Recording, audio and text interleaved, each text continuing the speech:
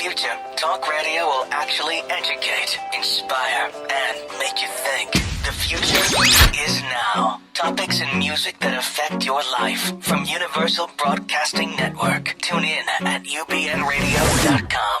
Jump off that exhausting hamster wheel and into balanced living with Dr. Marissa.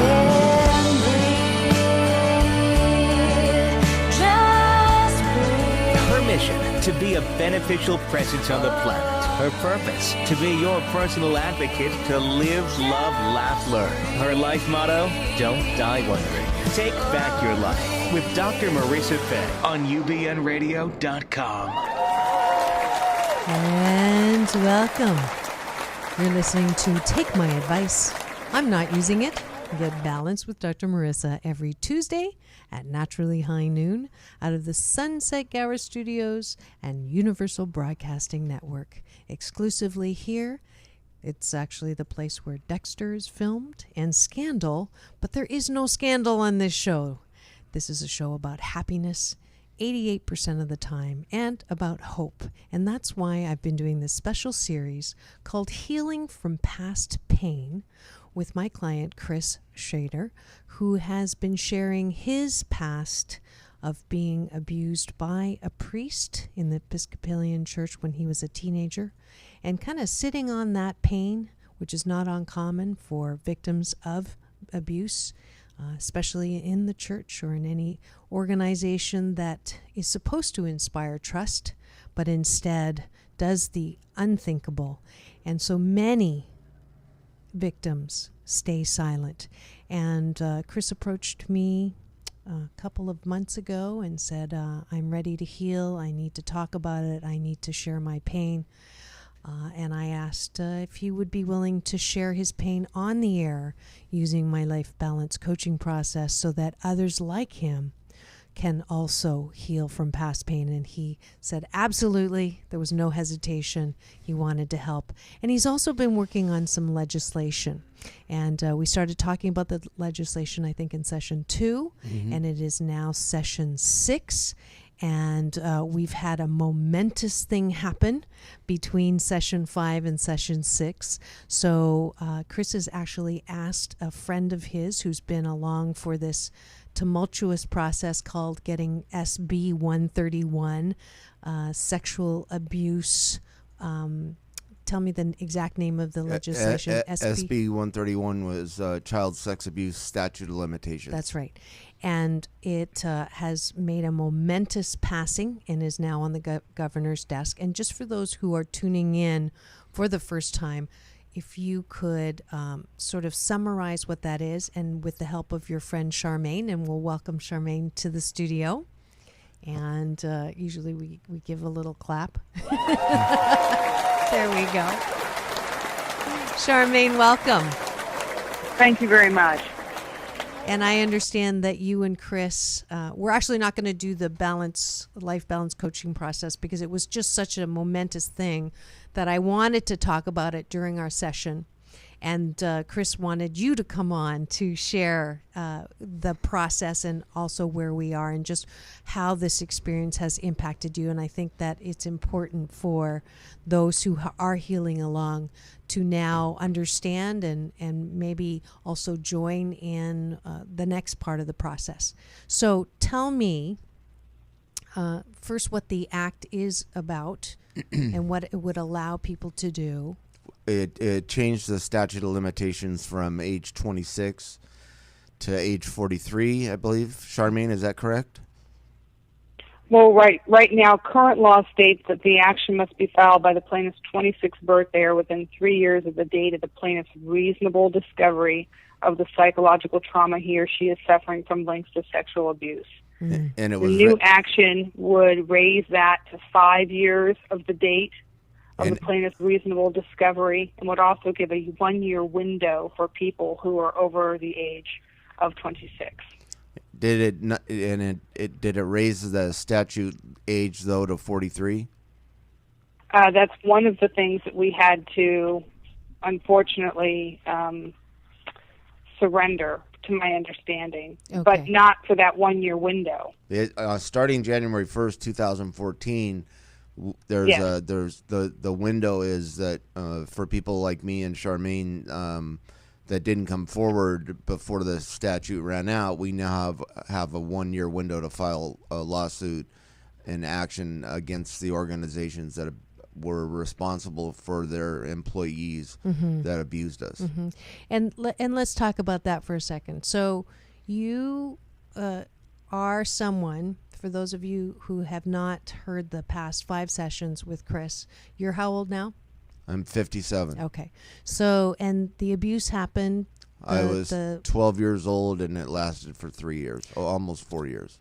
Oh, so it's an Episcopalian priest sexually abused and molested you when you were a teenager. Right. And you did not deal with it, which is not uncommon, okay, until later on. And when you met me, you were 50, well, you still are, you're 50... 57. Part of the healing process is for you to ask people to take responsibility for what they did. Now, in the current law system, as I understand it, I'm just trying to understand the legal implications of all of this. So for someone like you, under the current law, you would not be able to ask the church to take responsibility. When I finally told somebody in 1990 that this happened, the statute had ran out on me. So the beauty of this legislation and all the work that you've done to try to have it passed is not because, and I'm going to put the moose on the table right now, it's not because you want money. It is because it is part of your healing process. Right. To ask the people responsible to take responsibility. And I think it's important that we highlight this on the show for all those that are talking, that do talk, that it isn't about the money. Now, on the other hand, it is about the money. I had Esther Hatfield Miller in here because the money is not necessary to the healing, but the money can also do so much good with your own healing and others. She's using the money to create modules to help other victims move from victim to survivor to advocacy. Absolutely. So that is the and part. helps pay for the victims' medical costs that they may have incurred, throughout the years. Treatment. Seeking out treatment, and also allows in situations like Chris's and mine for people by this very bill passing.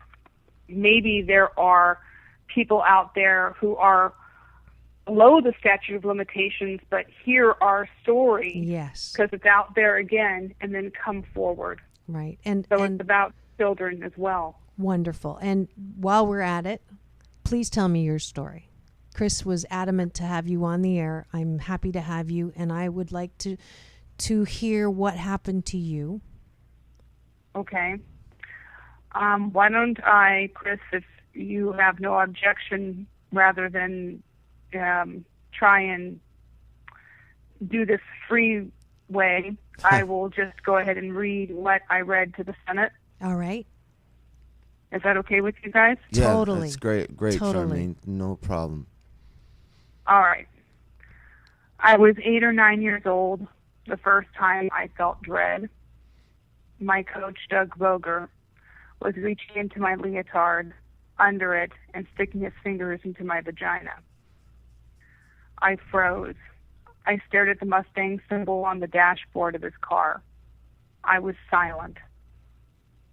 For a long time after that, he took liberties with my body, feeling my not yet developed breasts and using his fingers and his toes to explore my body when no one was looking. I was close to 12 or just 12 when Doug Boger raped me in a room with just a mattress at his house. It was one of the most painful moments of my life.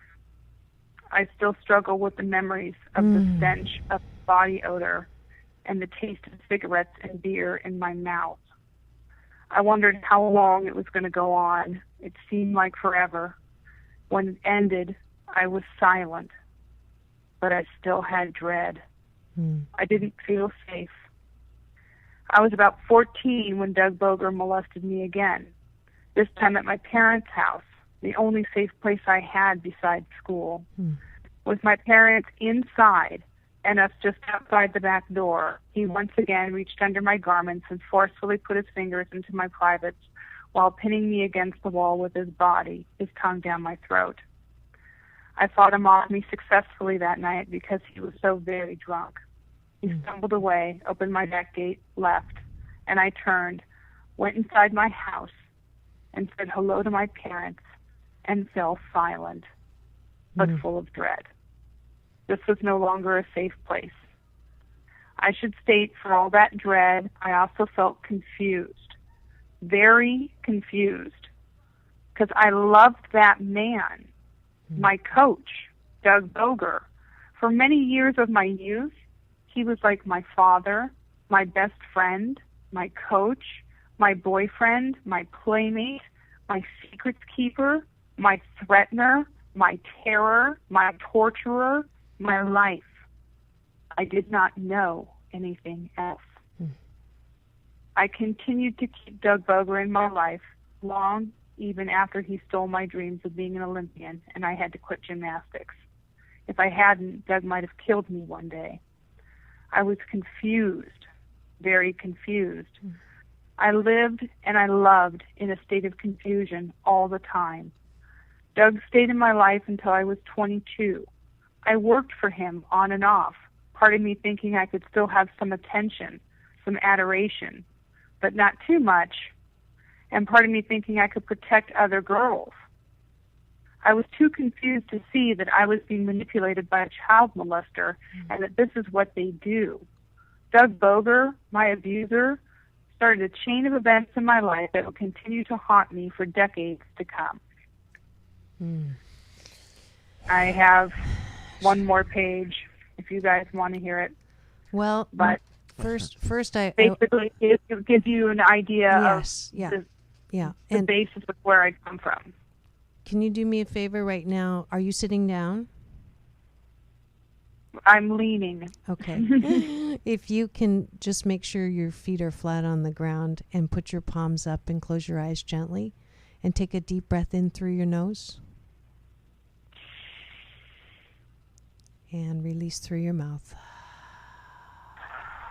And I want you to just picture me looking at you right now. And I've got my hands around your face and I'm looking at you in the eye. And I'm saying, Charmaine, I am so sorry that this happened to you. Take a breath in. Take a breath in. Can you feel me? I want you to see me looking in your eyes, straight into your eyes. I'm not looking down. I'm not looking away. I'm not embarrassed. I'm not asking you to feel better. I am just looking in your eyes and saying, I am truly sorry that this happened to you. Just take that in. Try to get out of your head. Try to get into your heart. Try to receive the words.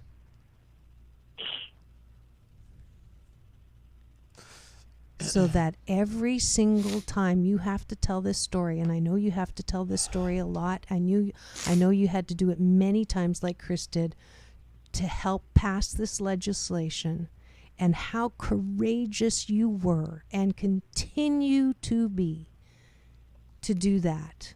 But I want from this point forward, every time you finish telling this story, I want you to find a quiet place.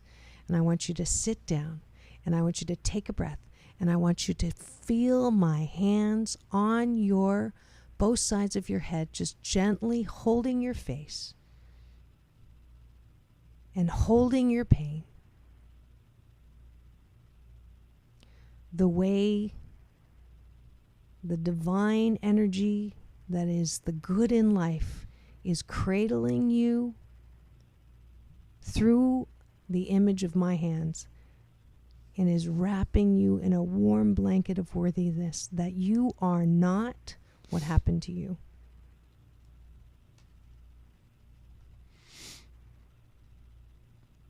Can you promise me that? I sure can. Good.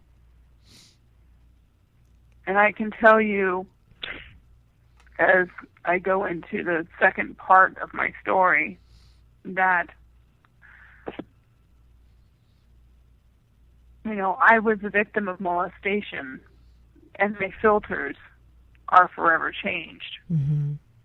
And that's the truth. Mm-hmm. My filters are damaged because Doug Boger molested me. Mm-hmm. I felt as if life was an out-of-control carousel, one I could not get off of, one full of rape, beatings, being discarded, and relationship after relationship after relationship. I had no standards for myself. Therefore, no one stood for me, especially myself. And I believe that this is the standard for children like me.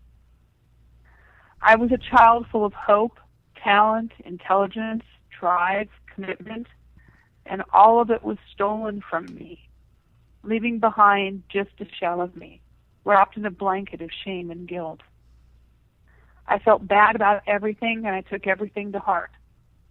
So whatever was said or done with me or to me, I believed. Most of it negative, because those were the choices that I made. Choices that were made for me when my filters were changed by Doug Boger. I could tell you all so many horror stories of my 20s, but that would take days. How I'm still alive to stand here before you is a miracle unto itself. My 30s were a mix of some self-awareness and doubts, bouncing back and forth like a ping-pong ball. I was always taught to have a strong work ethic, so on that level, I had success, but at a terrible cost. I was a holic, a loveaholic, a playaholic, in a destructive way, a workaholic, just as long as I could keep on going, keep on running away from what was fundamentally wrong. And that was, and that I was, and I am a victim of child molestation. I'm now in my 40s, divorced twice, and I have 2 beautiful children. I am blessed for their existence. For without them, I don't know if the fog of molestation would have ever lifted from me. I knew I wanted a better life for them, and that meant facing my worst fear, facing myself. I've had a very rare bone tumor disease, which also gave me a chance to view my life in a different way. Without those factors, I would still be scared. I would still be full of dread. I would still be in a fog, riding the carousel around and around. It shouldn't have taken so long for me to get off the ride, to face my own truth. But now that I have, I want justice. I want to be able to prosecute the man who stole my spirit. I can't get decades of my life back, but maybe I can help someone else from losing their decades of life. Mm-hmm. And that's what SB 131 is about as well. It's about helping others from losing their decades of life. I am moving forward for the first time in my life with the carousel at my back, and I'm not turning around. Beautiful. And I mean that, doctor. And I took the words that you said to me to heart, and I saw you there with me, and I felt your compassion, and I thank you for that. And it is my blessing. It really is my blessing. And I hear your strength. I hear your courage. And I hope to get a chance to work with you a little more. I don't know if Chris has talked to you that there's a healing, and then there's a healing no matter what. So as you continue on with the bill and then prosecution of this man, the part of you that I am absolutely invested in seeing heal is the part that heals no matter what happens with him. Oh yeah, we may never ever find him. and he may never, ever be brought to justice. And there may be parts in the bill that are written in such a fashion that myself, and I'm not kidding you when I say probably close to 100 of my teammates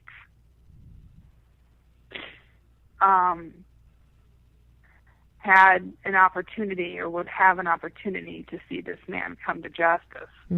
So you weren't the only one on the team? You weren't the only one on the team that he did this to? Oh, I'm not the only one on the team. Oh, wow. No. And there were many, many women spanning over 3 decades. Okay. So he's on the list and they can't find him? He's been banned from the USA gymnastics list. So he's now a banned coach from ever participating in a USA gymnastics sanctioned event again. Okay. And our group of women made that happen. Oh, that's wonderful. So it was a group of women that came together initially to see this happen. And that's kind of what started the whole wave of everything. And the news story followed us in Orange County. And, you know, I believe this started back in 2009. Okay. It could have very well helped contribute to the making of SB 131. Wonderful. And it's been an extraordinary journey for all of us. And for Chris, you know, I want to acknowledge his dedication and his work towards the legislation for this bill has been unwavering. Yes, and I know. So strong.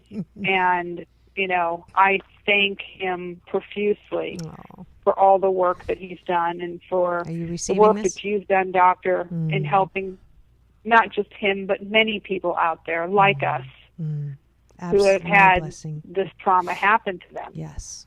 Yeah. Yeah. You know, it's a lot. It is a lot. It is a lot. And I appreciate, and it's my blessing, and I wish I could take more credit to it, but it really wasn't my idea. I was I just was open, and the voice said do it, and I did it, and I had no idea that it was going to be this helpful, but I'm truly, truly grateful that it has been. And it has been a wonderful experience working with Chris and just watching him, you know, get in touch with his pain and then realize that he is much more than what happened to him. And that is the gift that I hope I know you've received it and that you continue to live that out, is that you are a beautiful woman. You are an amazing mom. I can just tell that from your voice. Your work is this. This is part of your work.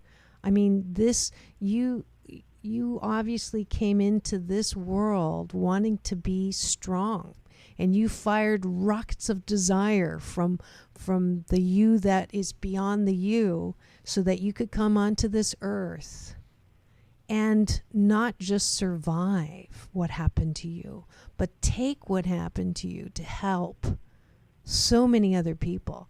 That is an amazing life that you live. Oh, and I truly believe that. Good. I believe that this advocacy, for whatever, reason, now that the wheel has begun to spin, won't stop. Right. And that I will continue to be blessed in the fact of being able to go on and advocate for myself and for others. Absolutely. And I thank you for that and for blessing. that blessing, because it's very important to me. Yes. That this not be a journey that's, although important just for me, and important for me to heal and be able to say, I feel better. But it's also important for me to be able to advocate for others who can't feel better yet. Yes. And maybe help them. Well, I know there's You been know. people that have come forward just as a result of this work that Chris has been doing on the air, sharing their pain, the promoting that we've been doing to try to get SB 131 passed. A lot of people have, felt the courage to come out of the dark. And for that, Well, it's not there's passed no... yet. Okay, so let's please, go to that one. Yeah, let's go to that one. It's not passed. It's on the governor's desk. Now, I've gotten conflicting. I was just speaking at the IVAC conference in San Diego, the Institute of Violence, Abuse, and Trauma. And it was funny. I walked in. I was trying to be in 3 sessions at the same time, and I walked in when somebody was saying, "Isn't there a legislation SB?" And I jumped in, and I go, 131. And I actually knew. It was divine timing, because I had just gone to the bathroom and come back. But at first I thought he was going to support it. No, I've been told by my attorney. When I found out Friday afternoon, because my attorney never calls me. It's always someone from his office. But he called me specifically to tell me that the bill had passed and that the governor supports the bill, and he's gonna allow it to become law, and he's gonna sign the bill, and that's coming from somebody that is a child sex abuse advocate for over 20 years, that he knows that the governor is gonna sign this bill. All right. So, Well, but then you've heard otherwise. we are still in the process, a group of us, in writing letters, making phone calls to your local Assemblyman. government or to the governor's office in support of SB 131, because he is a Jesuit, and that the Catholic Church had been very, very against the passing of this bill. And so, knowing that, and knowing that that Mr. Brown has his own convictions, which are his God-given right to have, and I bless him for that. I just want to say that, until that bill is signed, we can never have enough phone calls and letters pouring into the governor's office from the public stating, please, let this legislation through. Let it be a step for the state of California to be one step closer to a no-tolerance law whatsoever. Right. Because wouldn't it be beautiful if we got to a place where we had zero tolerance for sexual childhood molestation? Yes, it would be. Or abuse. And we'll take a breath Would on there be that. no statute of limitations? Yes. There wouldn't There's be. no statute of limitations on murder. Yeah, it wouldn't need to have a statute of limitations. That would be, but even more than that, there wouldn't be a law needed, because it just would not be part of our MO Exactly. as a race. So, and there are states out there that have done that, that have passed it so that there is no statute of limitations. And California, being a forward-thinking state, should follow in those steps and see that can happen in the future. But this bill is a step towards that future. Yes, it is a major block. When I had Barbara Doris and Esther Hatfield Miller on from SNAP, Barbara said that it wasn't a perfect bill. There's some parts of it, but it is a major. We gave up a lot to block. get what we gave up a lot to get what we've got right now. Right. So, but next year, I know that Senator Beal is going to write another bill to eliminate the statute completely. Great.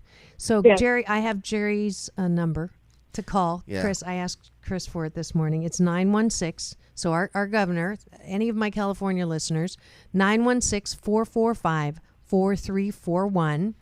Call Governor Jerry Brown and ask him to thank him for passing SB 131. We'll word it positively.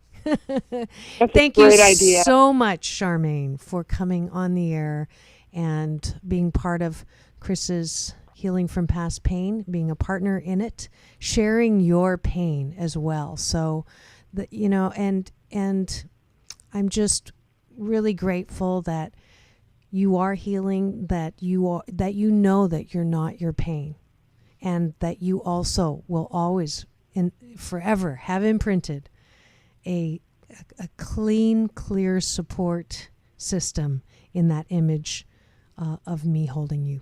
So thank you very much. All right. And I thank you for that. I thank you for that very much. And I hope that we speak again. Absolutely. And thank you so much for having me on the show. And thank you, Chris, for inviting me and letting me be a part of it. Absolutely. I love you, Charmaine. Thank you. Peace and blessings. Right. You all take care now. Thank you. And I love you both. I love you too. Okay. All right. Bye-bye. Peace with everyone, okay? Thank you. Received. All right. All right. Bye-bye. Bye. All right. And taking a deep breath in, feet on the ground, palms up.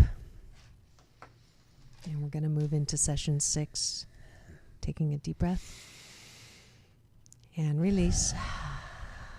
And we're going to do a little visual as we go up into our healing room and stepping into the elevator, ascending 1, 2, 3, 4, 5, 6, 7, and 8. And the door is open and our guide is there. And we place our hand in his and he walks us through a beautiful garden, a meadow of our life, over to the tree of learning, discerning, wisdom, and knowledge. What a beautiful tree. And we sit gently with our backs strong against the trunk in the shade. And when you're ready, open your eyes as we work in your life. So, session 6. We talked about what happened on the SB. Let's talk about your life. On Friday when I called you and I couldn't talk. As I told you on the phone,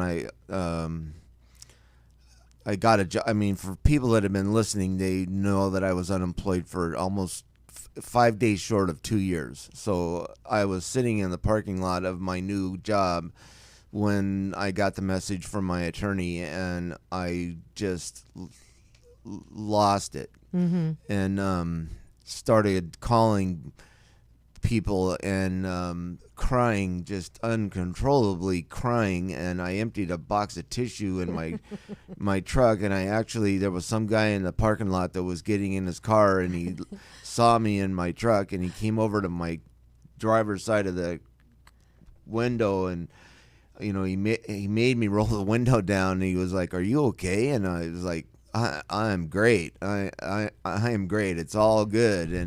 And he pulled out, and then I pulled out on a side street so I could finish processing what had just happened, because it was just so overwhelming. I couldn't talk to you even when I had you on the phone. The words just could. I mean, and that's okay. You didn't need to be in your head. You needed to be in your heart and in your body. With all of the emotions that come. So let's process them out. Okay, so the tears are disinfectant that keep your heart soft. We know that one. And there was feelings of joy, that something that you'd worked on for so long and so hard had actually been acknowledged. Right. Right? So that's sheer joy and absolute, if you jump up and kick your heels, and every time that you feel that again, I want you to express that joy, because that, no matter what happens from this point on, that happened. So you can celebrate that. Right. Okay. And this is one of those life balance tools that we covered when you remembered your memories of joy with your wife and the memories of joy with your daughter. Right. That sometimes we get stuck because we forget the joy. So if there's pain after the joy in the divorce, or the relationship with your daughter isn't what it used to be, there's a tendency to forget the joy. Right. So the reason why I want you to celebrate the joy and to trap the joy in your memory is because that will never go away.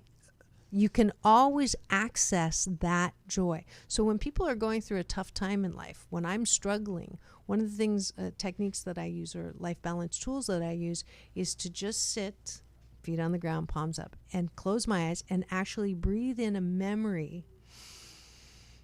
So I want you to forever imprint that memory of what it was like to get the call and sit in your car and cry like a baby in sheer joy.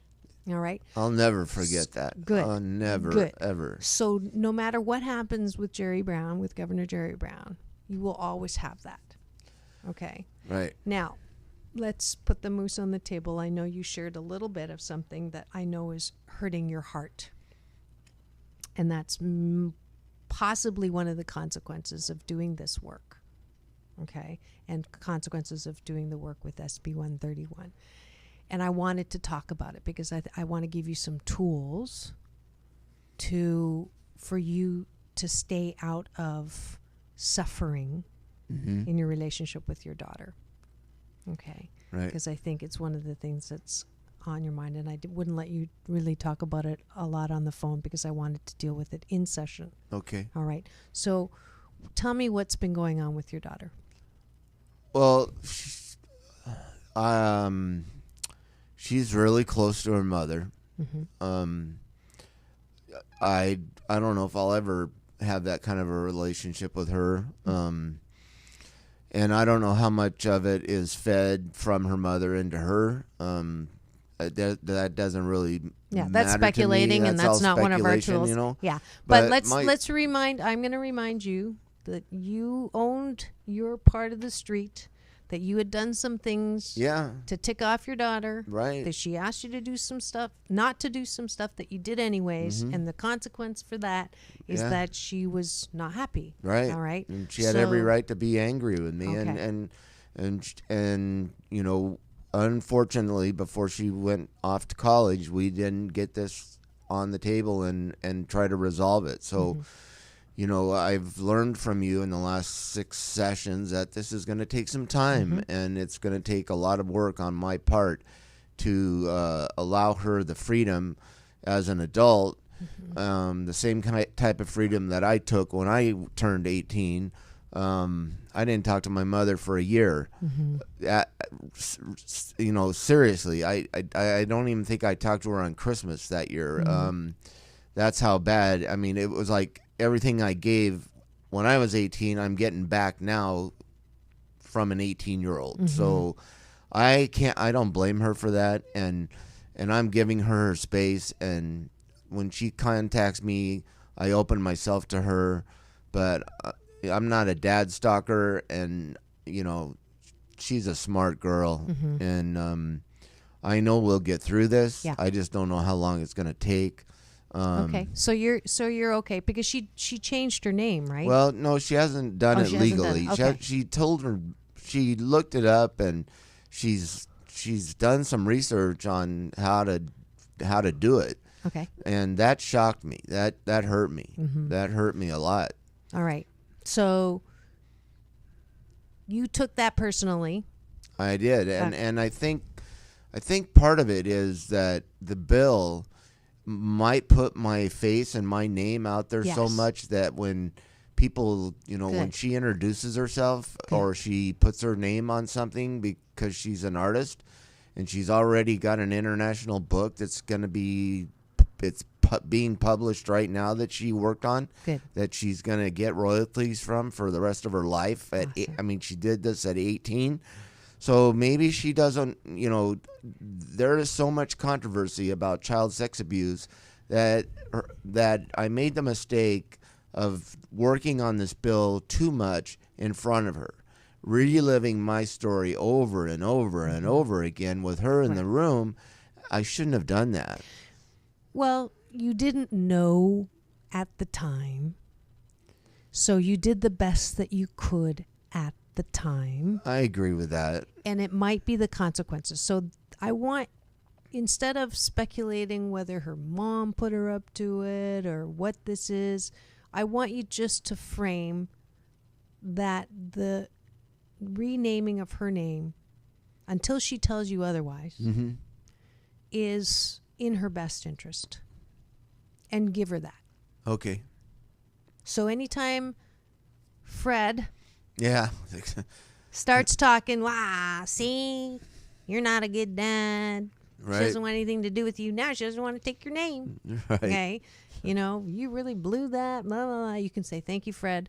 But that's not true because of the work that I'm doing, which is important work, no matter what you say.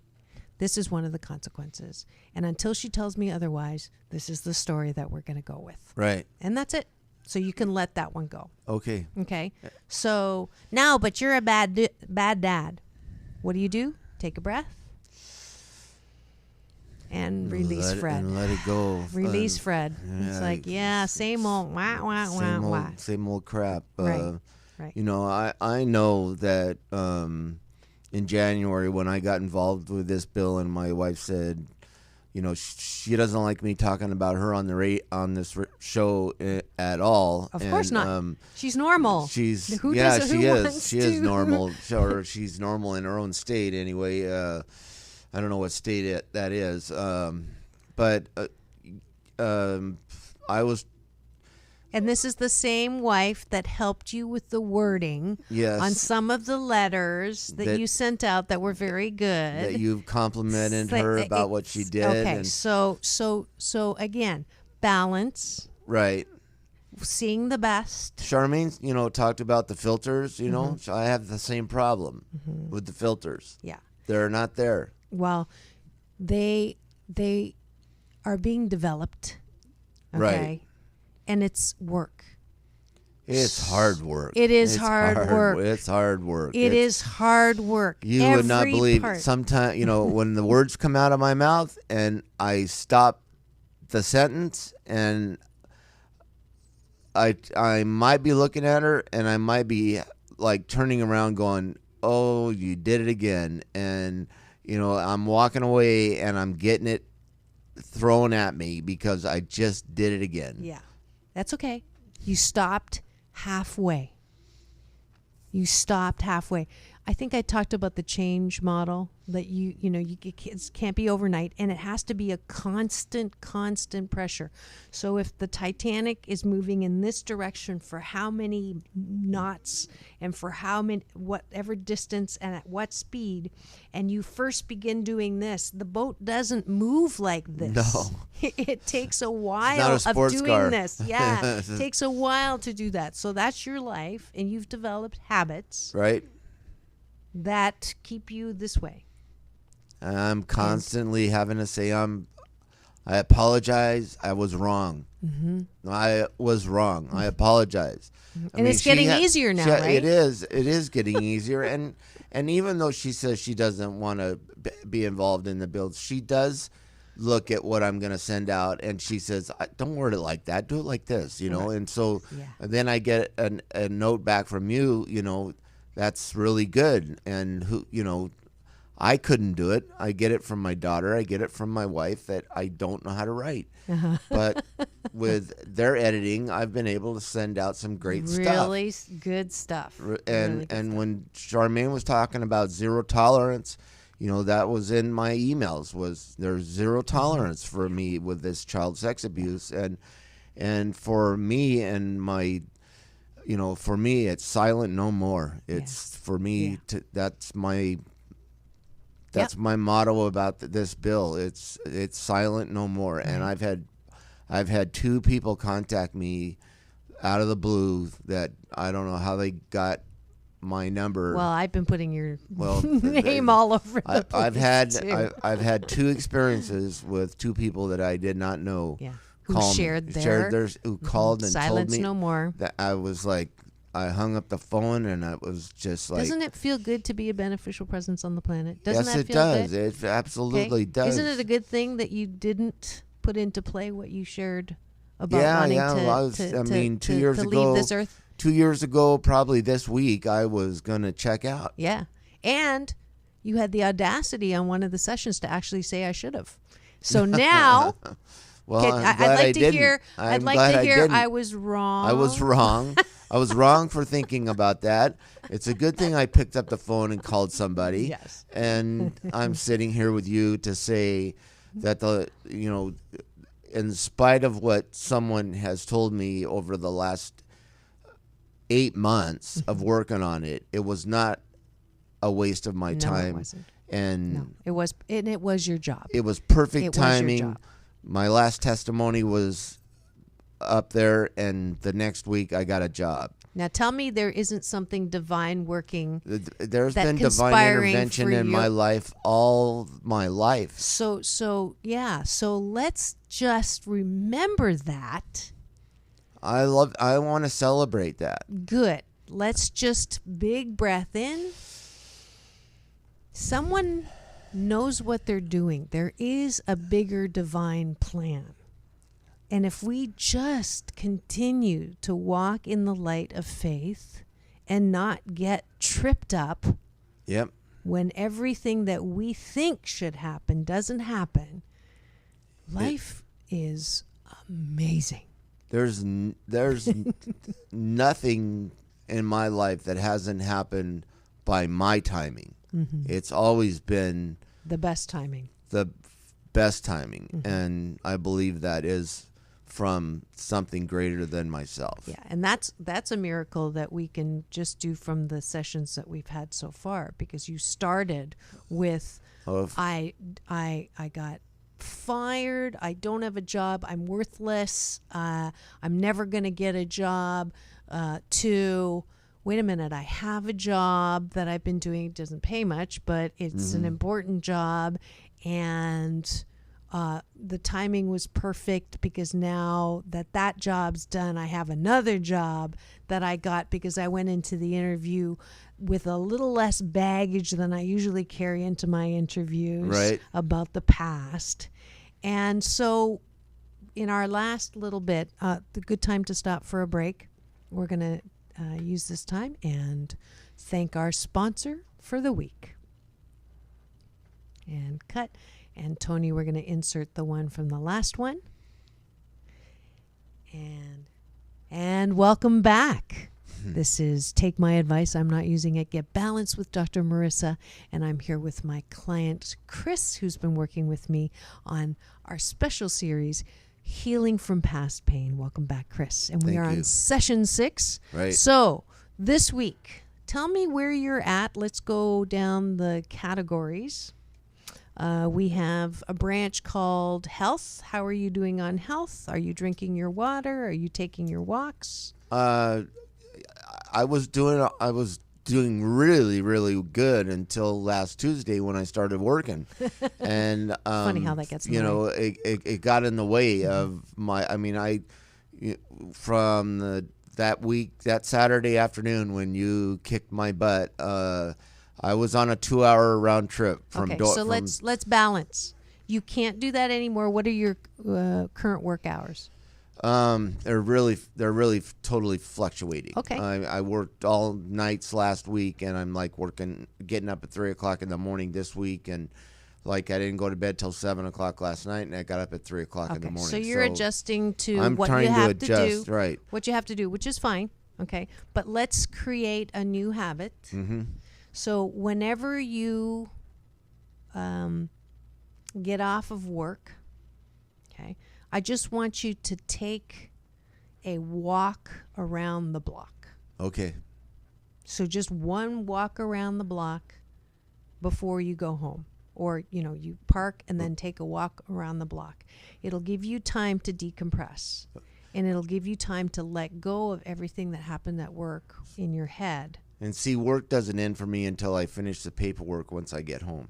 I have to do some paperwork when I get home on the computer. Okay. And so then when I shut the computer off, then that's when I go and need to take that walk. Good. Because I've been trying to figure out what I need to do to replace what I was doing because it was working so well. Yeah. It was You're just going to modify it. Okay? So it's your reward. Okay. You turn the computer off, and then you go for a walk, and you take a bottle of water with you. Okay. Okay. Now, I want you to set one of those recurring alarms on your watch so that at the top of every hour when it goes off, even if you're driving, you just take 8 conscious breaths. Okay. Okay? So you just through the nose and release through the mouth. That's 1. I'm gonna get lightheaded. That's good. And 2, cheap high. And 3, and release. What you'll notice is your shoulders are going to start coming down. That's 5. And they get deeper. 6, 7.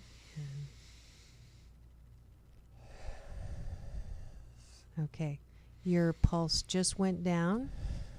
Your blood pressure just went down. And it took less than 30 seconds. Okay. Okay? So at the top of every hour, it's a habit. Okay. Okay? They're mini touch point meditative moments.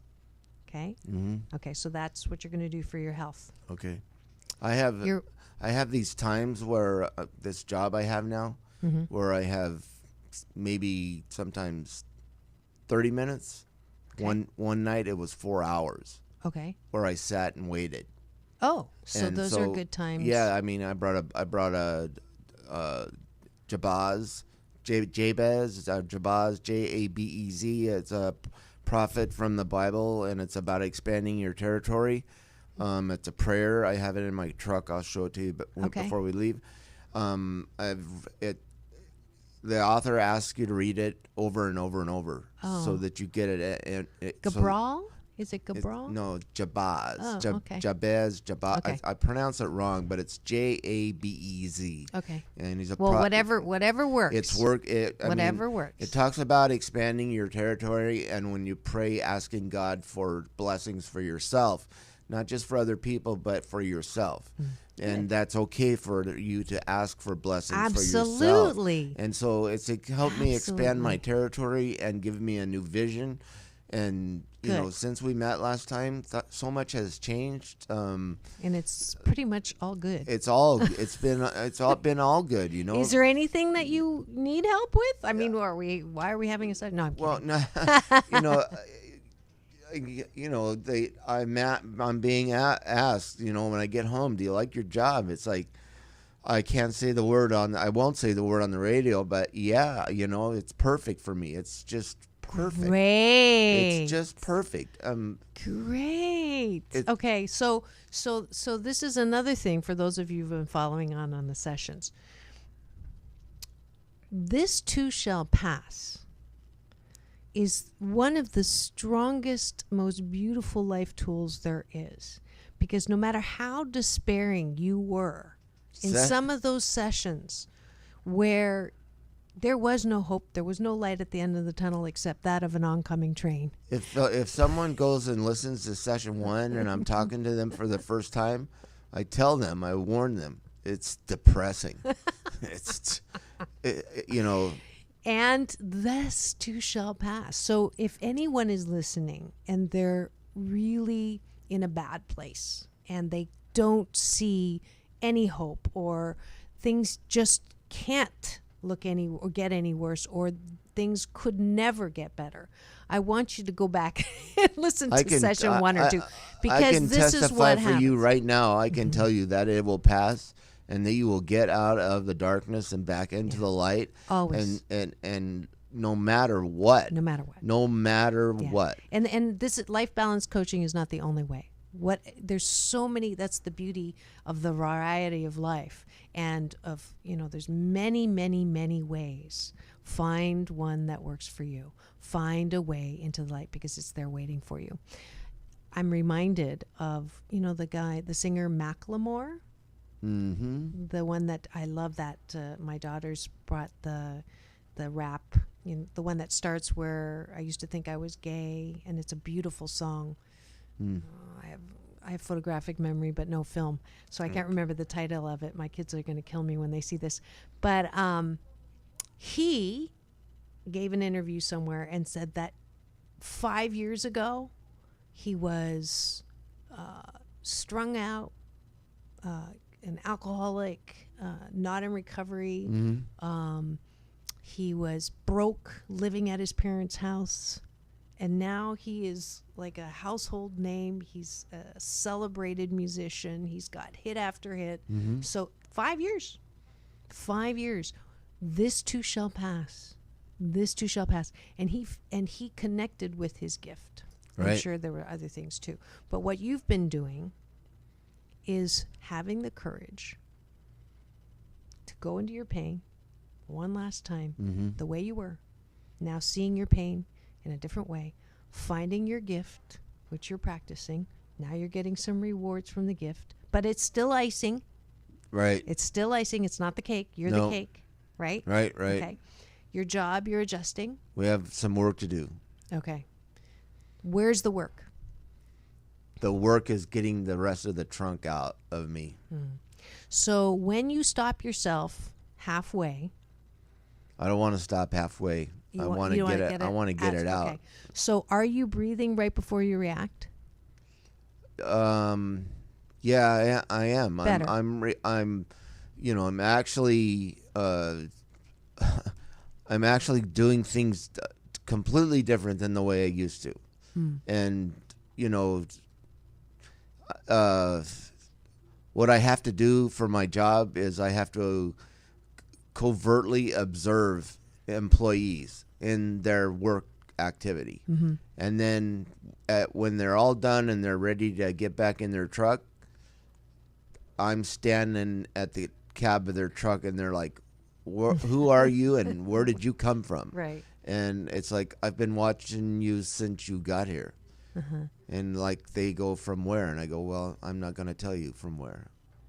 And then you give them pointers to help them. I either have to constructively criticize what they did wrong, or this morning I got two guys back to back that I put on my paperwork for them, A+, 100%, all good. Yay.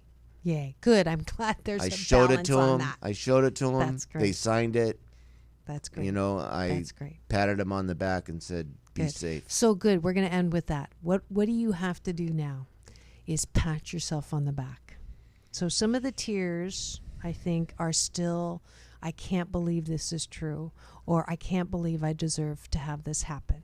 So I want you to close your eyes right now, back straight, and just breathe in.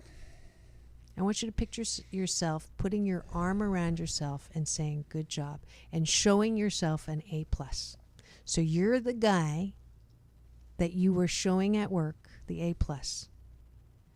You're also the guy that is getting the A+. Can you see it? I can see it. I can feel it. Okay.